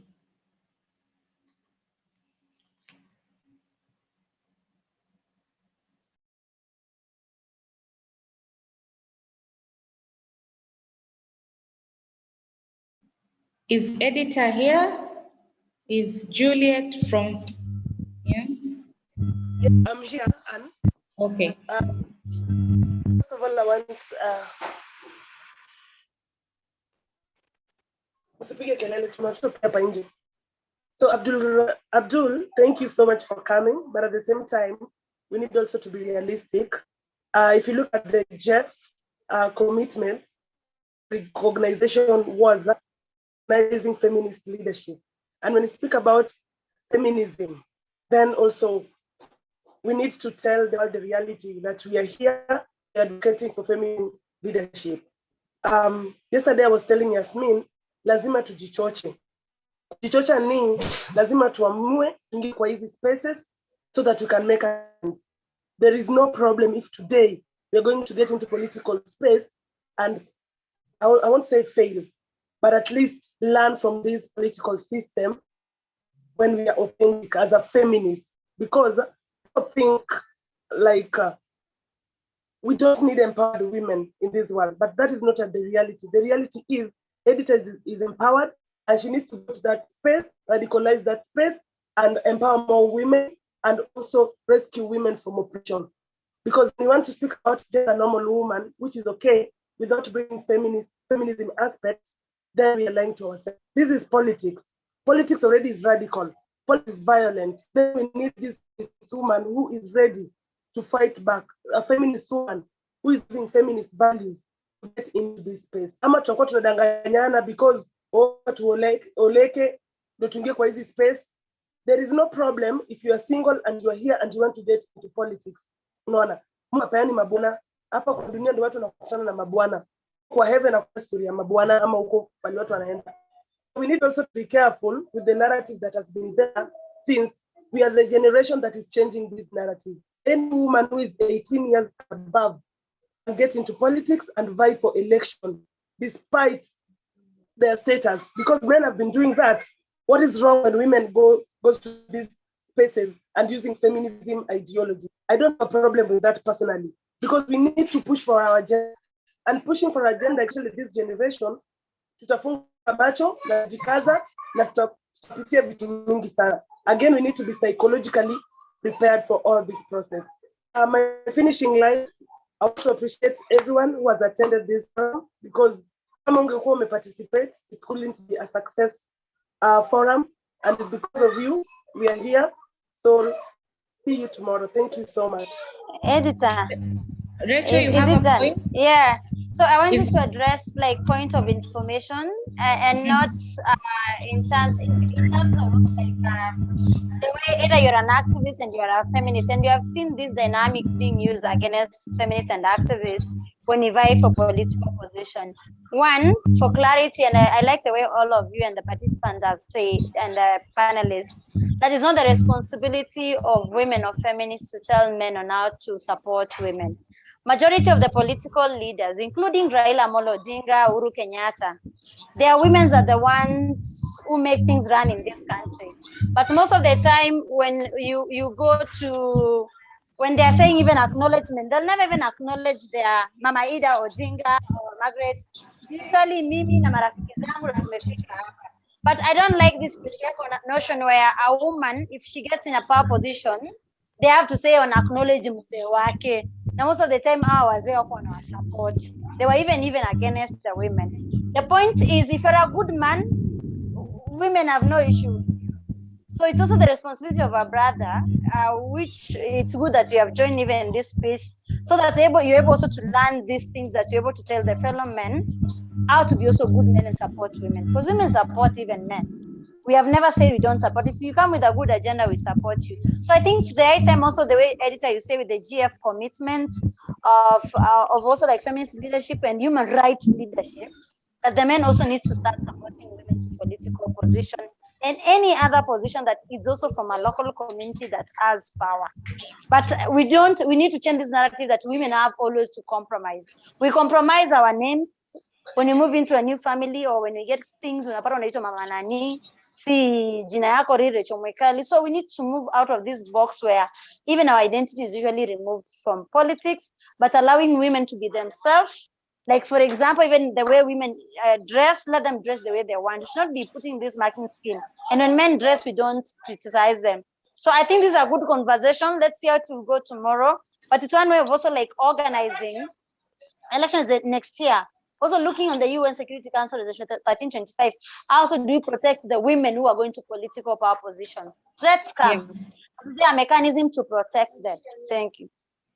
Thank you so much, Rachel, for that point of information. And Abdul Razak, you know, this whole issue of changing the society has a starting point, so it has to be gradual, and sometimes it's about the context, and that is why I had let Abdul Razak share his point, because I understand maybe, you know, it could be the context and everything. But otherwise, Rachel, thank you so much, especially for raising the UN Security Council of 1325, the protection prevention pillar, and we hope we can have more of those tomorrow. So if we can take a group photo, I don't know who will do a screen grab, because me, I am just using my phone. So I don't know. Editor, are you able to do a screen grab? I'm using my phone also. Yes? Nani atatufanyia? Aki Antonia si utufanyie. Or whoever I can do a screen grab. I'm doing it actually. Okay, good. Then share it with editor. Should you smile? Yeah, let's put our videos on, please. At least we see each other. Okay. For those of us who are using the phone, can you see us? Yes, we can see you. Great. All right. I can see most of you actually. Let me move. We are moving screens until we see you. Hey, Auntie Puri, hi. Okay. So, okay. Mlikuwa mnakaa vizuri hivi. Make sure ni smile kwa hiyo picha.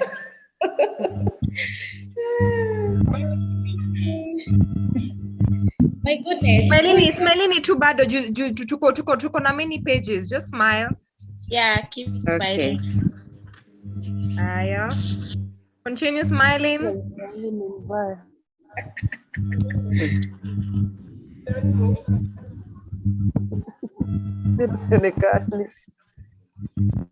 Are we done? Just one, the last one. Okay. Wengine wajeka nini It's okay, their names will just come out. Then it will appear with the name, yeah.